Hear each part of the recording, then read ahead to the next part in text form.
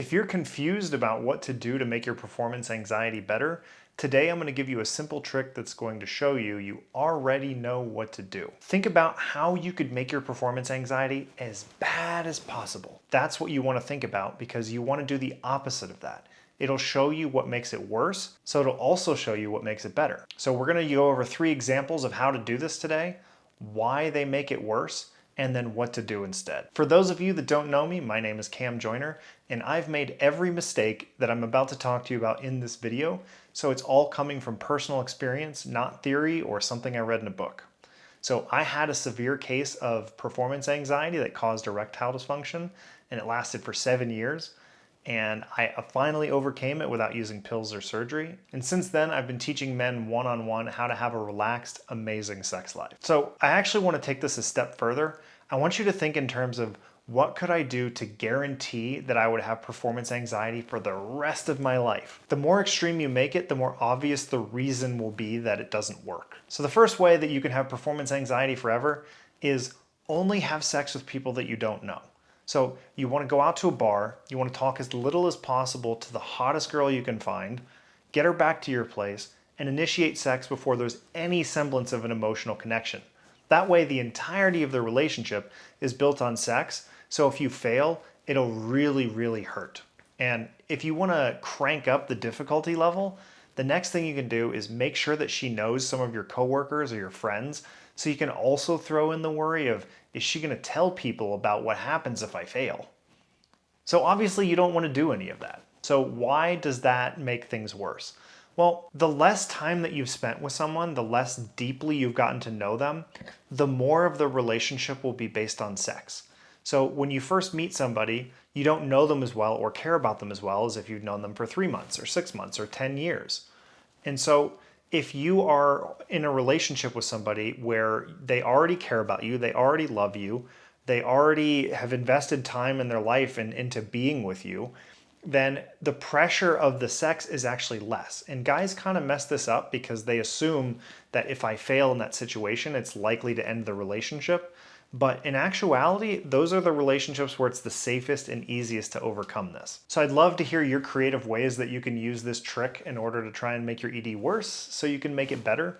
Leave it in a comment down below. So the second way that you can make sure that you have ED forever is don't learn anything from your mistakes. So go into a sexual situation, lose your erection, and then just pretend it didn't happen.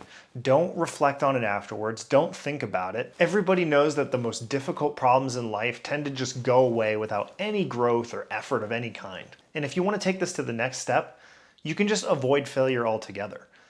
Start by taking pills that'll just mask the symptoms so you can't really learn anything about why it's happening to begin with. And then when those stop working, you can just avoid sex altogether. And this is great because then your sexual anxiety will be gone, because it'll be replaced by regular anxiety that you'll feel all the time. Every day when you're at work, when you're in the car, when you're with your girl, but you probably won't have a girl because you don't want to have sex. So obviously you don't want to do this. So the reason that this makes it worse is because if you keep doing the same thing over and over and over again, you're going to get the same results. This is the foundation that both science and Buddhism are built off of, is that when you do something, you should get a consistent result. So that means that you have to change something. And so if you want to change something about your sex life, if you want to stop feeling anxious, what you have to do is you have to learn. You have to look at the factors that are involved in making it worse and making it better, which is part of what you're doing with this video and part of what we're doing with this trick. But you have to go into sexual situations trying to learn. And I can tell you, this one took me a really long time. I was so scared of losing my erection and the embarrassment that would come from it. I just really avoided sex for almost 5 years. And so I don't want you to do that. I want you to go in with the attitude of every single time I can learn something, then you have to apply it in the next sexual situation. And I can promise you, if you keep doing this, it will get better. And if you want help doing this process, I actually have a free course that I made called Troubleshoot ED, and you can get it at nopillsnosurgery.com. It goes through what causes sexual anxiety, how to make it better, and how to troubleshoot your specific situation. So go to nopillsnosurgery.com and sign up for that today. It's completely free, no credit card. So the third way that you can guarantee that you'll have performance anxiety forever is when you have sex with somebody and you lose your erection, just pretend like it didn't happen. Pretend like that girl you just went soft inside a few minutes ago, that she doesn't know that that happened. She totally bought your excuse that you had to go get your oil changed at 9 p.m. on a Saturday.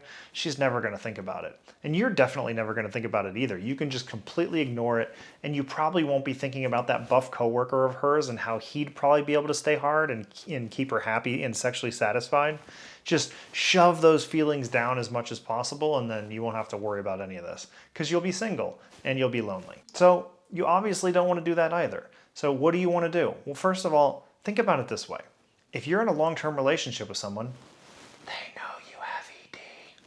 And if you want to be in a relationship with somebody and you might have to lose your erection a few times in order to work through this, they're gonna know you have performance anxiety. And so it's silly to pretend like it doesn't happen, because when you do that, what ends up happening is you actually trigger their insecurities. So oftentimes what will happen is if you lose your erection with a girl repeatedly, if she's worried that her thighs are too fat, every time you lose your erection, she's going to be like, it's because of my fat thighs. And then she's going to start mentally torturing herself, when in actuality, you're the problem and you just need to open up a little bit. And the other side of this is that when you open up to someone and you're like, hey, I have performance anxiety and sometimes I lose my erection and I'm embarrassed by it, oftentimes their reaction is, okay. Or, hey, how can I help? What can I do to help you feel more relaxed? So think about how much easier your sex life would be and how much less pressure you'll have on yourself if the girl you're having sex with already knows and she doesn't care and she's totally willing to try and help you out so that you're not trying to solve this problem entirely on your own. Having a partner that's on board is the absolute best medicine for this problem, because a lot of the pressure that you're putting on yourself is in relation to consequences with that person. But if you think about it, the person who's giving you a hard time is not the girl you're having sex with. It's you. You're the one torturing yourself. So it will take pressure off if she already knows. So man up and have that conversation. So to sum it up, I want you to think about what are the ways that you personally know would make your own sexual anxiety worse. And then I want you to think about what's the opposite of that. And then I want you to start applying it, because you know yourself better. You know what you're afraid of. You know what environments make you feel more comfortable. And I want you to pay attention when you do things. Do you feel more comfortable or do you feel less comfortable? And make adjustments. Now you have next steps. You can start making your sex life a lot more enjoyable and relaxed. Until next time.